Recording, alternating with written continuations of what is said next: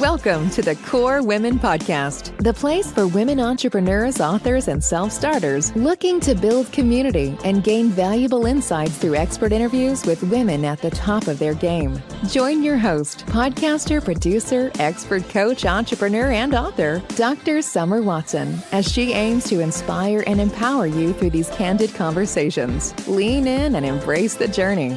It's time to start the show. Here's your host, Dr. Summer Watson. Today on the show, I would like to welcome Donna Cravotta, who is the CEO and founder of Cravotta Media Group and creator of BeVisible.club, Mastermind, and the Real 50 Over 50. The Wisdom Revolution, a visibility project featuring 100 plus women over the age of 50 who are quietly or not so quietly making a difference. After 40 years of work, Donna has redesigned her business to help authors, speakers, and small business owners combine all the parts of their stories and mix tried and true strategies with new technology to be visible and connect with their perfect audiences. We have a great deal to talk about today, Donna. Welcome to the Core Women Podcast. Thank you. I'm happy to be here. Well, I'm happy to have you. So before we jump into your professional life, if you could describe your journey in one word to this point, what would that word be and why? Scrappy. Ooh, scrappy. Scrappy doo. Tell me more. Tell me more. I haven't gotten that word before. I was born and raised in Brooklyn, New York, and my mom was a single mom with 4 kids in like the 60s and the 70s, which there, weren't that many single moms. And we all had to really fend for ourselves from an early age. And that carried on into my work life and my parenting and my adult life and my business. And I always find a way. Wow, scrappy. Well, I love that word. That's the first time I've gotten that word. That's awesome. When you look back, what are some of the key experiences that brought you to this point in your life? I had to start working at 16 years old because my mom got sick and I was the third of 4 children. I don't know why I was the one that had to go to work and take care of everybody, but I was. And I kind of lied my way into my first job. And then that lasted a couple of years. And then the company moved and I started temping, doing temp work in law firms. And I went on one job interview, and that one job interview led from one position to another position to another position. And I had like a 27-year career in law firms. Wow. I just kept working and I kept learning and I was bored. So I would just like reach out to people. I made connections with like the people that made the decisions, the people that managed the money, the people that, were growing the firm. So I helped them create their marketing department. I helped them create their online training environment. I helped them create all of these different things that didn't exist before in a place that was very resistant to change. I'm also a single parent. My son was 4 years old and getting ready to go to kindergarten. And I realized I would never see this child. And this job that I kind of like built for myself, that kind of built itself around me, was no longer a viable option, but I really wasn't qualified to work anyplace else because of the depth of institutional knowledge that I had. And like everything that I learned how to do was around helping this one very dysfunctional organization. So I didn't know what to do for the longest time. And I found a woman who was a virtual assistant in Florida. And I was like, if she could do this, I could do this. And I printed out her picture and I put it up on my little cubby at work. And every day I would look at her and just say, if she could do this, I could do this. And in 2006, I quit my job and I became a virtual assistant. Wow. Nobody knew what a virtual assistant was. Yeah. So I would go to like BNI meetings in a suburb of New York and they would be like, you do what? Can you clean out my wife's closets? You're going to pay me? Sure, I can clean out your wife's closet. So for like the first year and a half, I just did whatever I could do to not go back to a job and be there for my child. And then I got a client who was a hand model, and she had a line of anti-aging hand care products. And she was paying a PR firm in New York City $5,000 a month to get her into all of these big magazines, which they did, but they didn't know how to use social media. So they were trying to get me to teach them how to use social media. And I was like, she's not paying me $5,000 a month. I'm Wow, not training yes. them. So I turned that story around and I said to her, well, what if we got rid of the PR firm, took all of the PR that they got for you and turned it into something else and shared it out on social media? I know how to do that. And that's what we did. And we sold $100,000 worth of hand cream in 8 months Wow, and turned the whole thing around. that is fantastic. That was when I created my system, and this was probably 2009. So that's when I created my system that I still use to this day, which is a combination of listening first and figuring out who your market is, who your clients are, and how you can best serve them, and then build from there. Don't start building first. And then show up and let them find you through a series of social media, PR opportunities, and just reaching out and saying hello, not trying to sell them anything, but to build a relationship and also being realistic about what you actually need. Because I think with marketing, a lot of people see what other people are doing and they kind of want to keep up with the Joneses Yeah. and they don't even need it. Right, absolutely. What I love about your story is all those skills. Although that position might have been built around you, there are multiple skills that you acquired during those many years of working for the law firms, that law firm. You were also able to bring those skills forward and use them and apply them in a different way, along with your scrappiness. So and doing something that was very different at the time. Being a virtual assistant, I mean, that was very cutting edge. What did you say, 2006? It wasn't until really the last 5 years, and what are we, 2024, that I've maybe because of being an entrepreneur and looking at, oh gosh, I need some assistance. Where's a virtual assistant when I need one, right? That I really thought about it. But 2006, that's very cutting edge. And here you are going to in-person meetings, BNI meetings, meetings in the neighborhood, meetings with other entrepreneurs, just getting out what you do, shaking hands, being there in person, and having that tenacity to go out, be focused, and build something for yourself because there was something that sparked your passion, knowing that you wanted to see your child. You wanted something to call your own. And now you're going in a new direction with your own businesses, or you started that new direction with your businesses. So tell us more about your Cravotta Media Group and BeVisible.club Mastermind. When I created my business, it was out of necessity. So Mhm. it wasn't created with like, oh, I'm going to sit down and write a plan. There was no plan. There was like, I'm winging it.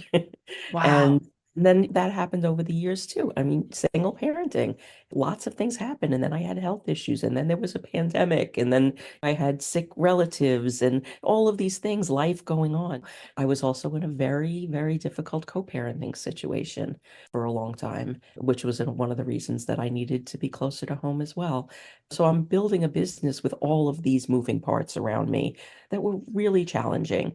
So 2 years ago, my son is now at college. We're kind of a little past the pandemic. And I realized I had some space and I was finishing up with two clients that were both very challenging. And I had three new clients ready to come on board. And I just sat there and I was like kind of going through the motions of the onboarding and offboarding that I needed to do for these clients. And I just got really stubborn. It's like, I don't want to do any of this. I hate this all. I don't want this. Mm. I'm miserable. And what I did was I just stopped. I finished up what I had to for the two offboarding clients, and I reached out to the three clients, and this was going to bring in a significant amount of money and provide security for a good year and a half with these three clients. And I just said, I can't do it. And I Wow. stopped. I took the time to build a business that I wanted. So I went through 40 years of working. And like a lot of the things that I did, like what you mentioned, bringing these skills into my business, I didn't start a business thinking I had all these skills. I figured it out along the way. Like, oh, I do know how to do that. Oh, yeah, I guess I do have experience with that. My first website, I had a list of 72 things that I could do, which is ridiculous. But I was like, I don't know. I don't know what people are going to want. In 2006, there was no reference point. It was the Wild West. So this time around, I was able to just stop and intentionally build the business I wanted based on the work that I enjoy doing and that I know people do need. And other people could do those other parts. They need to be done. It just doesn't need to be done by me. And it's a really important lesson to learn. And I took my time with it. And I took a course that I created in 2010 and I redesigned it. And I was able to use a lot of it because I tend to focus on the things that don't change, which is the listening piece and the building relationships and the building trust. Building a foundation that's an actual business, not a trend or Yes. not the latest thing. And I was able to use probably like 60 to 70% of what I built in 2010. I had a bunch of it already built, and then AI came out, so I had to rebuild everything again.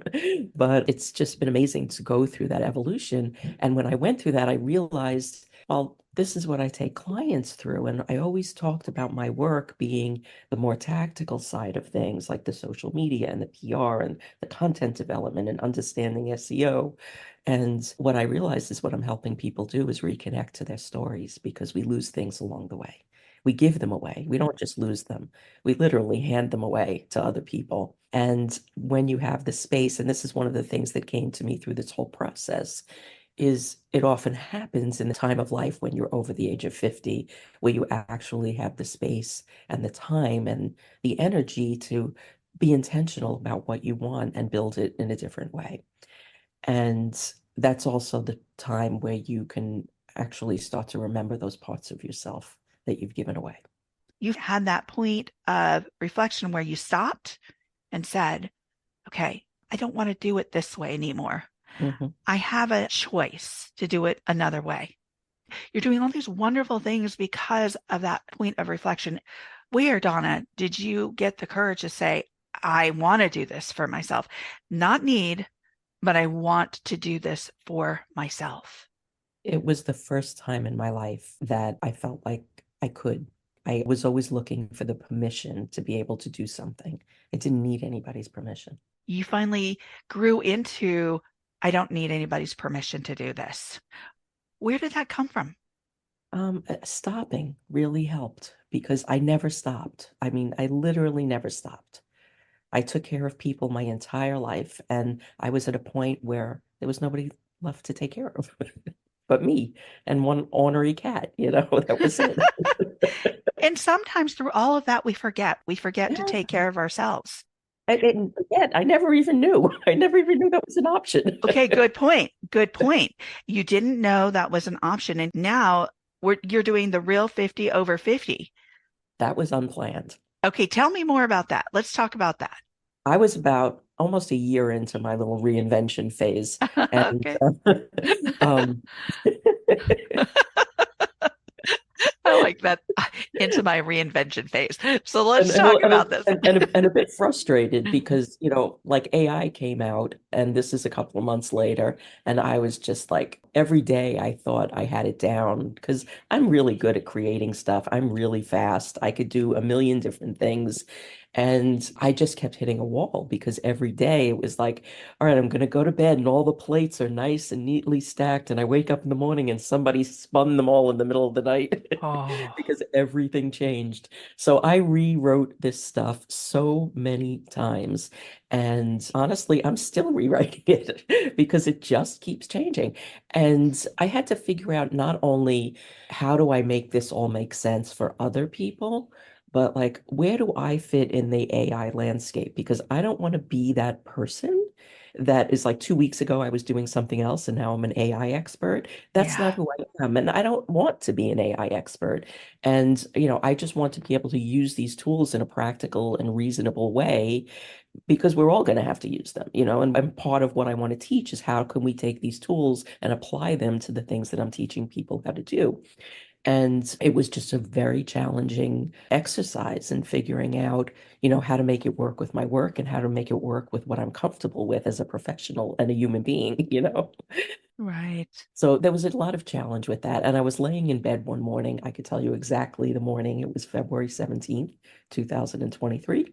And I'm listening to Mika Brzezinski on MSNBC talk about the Forbes 30 over 50 conference that she hosts. And that's a conference of, women between the ages of 30s and 50s where they get together and they share whatever they share.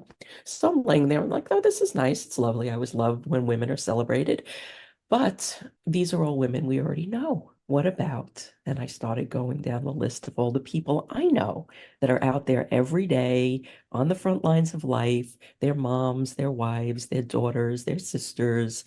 They are working hard, they're doing good work, they're changing people's lives, they're changing people's health and businesses, and not enough people know about them. So I'm laying there thinking about this, and then I go, okay, I'm going to start putting together a list. It took me 15 minutes to make a list of 50 women that I personally know that fit into that category. And then I said, okay, I'm going to do some keyword research. And everything was about hair and makeup and dating and what not to do. And you're falling apart a little bit every day, and life is going to suck from now on. And sit down and shut up and get over it. And then I bought the domain, the real 50 over 50 for $1. And I was like, okay, this is all just telling me that I'm not the only one finding this list of keywords. There are people making decisions, big decisions about finances, about investments, about funding. And this is the information that they're using, and they're missing an entire segment of the population. So I started to reach out to my friends on that list, and I said, if I started just interviewing people, would you want me to interview you? In 2 weeks, I had 40 interviews booked. Wow. And now we have 105 women. We've done 57 interviews, weekly live interviews, 7 panels, and we have interviews booked all the way into February 2025, and it is now April. Wow, that's fantastic. And they range from everything from a laughter yoga instructor and a medical medium to a Supreme Court judge and everything in between. I love how you have really redeveloped what you want to do, and it's aligning with your passions, your purpose, what gives you joy. And that makes such a difference because when you wake up, you're not dreading like, I have to work with another client in this way. It's your way. So there's so many things that you've done. How do you keep going? And how do you keep on with advocating for yourself through various things, through life, health challenges, all these things? How do you do that? How do you keep going? And how do you advocate for yourself? Up until a few years ago, I just didn't feel like anything else was an option. And the thing is for most of my life, I was advocating for somebody else. It wasn't for me. That shift just happened recently, but it was for somebody else. So if I didn't do it, I was letting somebody down. I wasn't performing in my role. I wasn't doing what was expected of me. So I was always right on top of that because I knew that people were relying on me. I was responsible for these things. This is an interesting story too. For years, my values were always about responsibility and showing up and being relied upon and being the one that people trusted because they could always trust whatever they gave me to do would be done. And a couple of years ago, like maybe 3 years ago, a friend of mine, she works in boundaries. And she invited me to be part of a boundary workshop she was doing. And she had me go through the Brene Brown values exercise. And I have done it a million times because I've done it with clients. I'm certified to be a Brene Brown Dare to Lead. I'm certified to use that curriculum. And I was like, oh God, another values exercise. I don't want to do this again. Well, I did it again and my values changed Oh, because I had started to already lay down that sword of being the one that had to hold everything together. And my values went from being that responsible person to fun, genuine, and creative. I love that. You know, that in itself is a really important story that you've just told because it's important, although you may not have liked to do those values exercises, but occasionally to go back and do them so you know that you're still in alignment with your own values and what you're doing and how you're doing it. Yeah. And it was important for me because for so many years, I adopted those labels. Yeah, And now I was able to not view them as labels because it was something I wanted to do. I wanted to be more creative. I wanted to have fun and I want to genuinely be me and do the things that genuinely light me up. And they don't feel like labels anymore. They feel like it's just me. I love that. Talk about briefly Cravotta Media Group, BeVisible.club, Mastermind. Can you talk about those?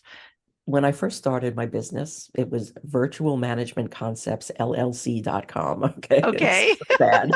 Like, before I said the name of my business, I had to take a deep breath. And somehow some GoDaddy, like customer service guy at like 2 o'clock in the morning convinced me that adding LLC on my domain was a great idea. And then after I started, evolving my business, I was social sage PR because I was the social sage. I was all about social media. Everybody came to me about social media. And then I got burnt out by being the social sage because it was so much wrapped up in who I was. Yeah. So I became social pivot PR because I was helping people pivot their businesses by listening first.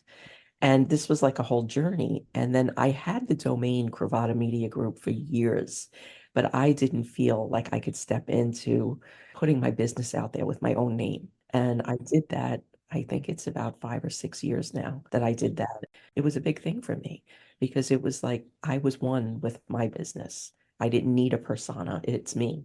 I am my business. It wasn't about being a sage. It was about we're a media group because I help people. I help them with their books. I help them showing up, being visible, being found, being in a position where they can be found by the people they want to connect with. And when somebody finds you versus you reaching out to them, it's a totally different experience. It absolutely is. It absolutely is.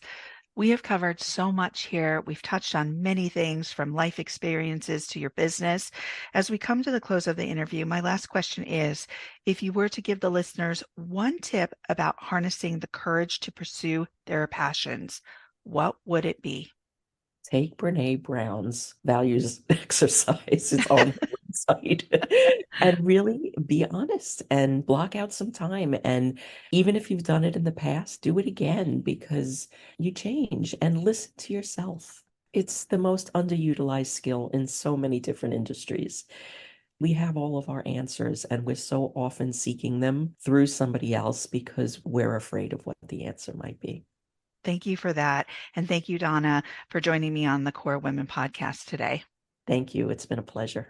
You can follow Donna Cravotta on Facebook at Cravotta Media Group, Instagram at Donna Cravotta, LinkedIn at Cravotta Media Group, and at CravottaMediaGroup.com. Thank you for joining us on the Core Women podcast with Dr. Summer Watson. We're so glad you're here and would love to connect more with you. Find us on Instagram, Facebook, and YouTube at Core Women, and on Twitter at Core Women 1. For more about Core Women and Dr. Watson, visit corewomen.com. Want more support and resources for amazing women like you? Great! Join Dr. Watson and Jen Fontanilla at the Life, Love, and Money Collective, a Core Women production that aids in understanding the key traits that might be getting in the way of living a life that you are absolutely passionate about. Connect with Summer and Jen and find out more at thelifeloveandmoney.com.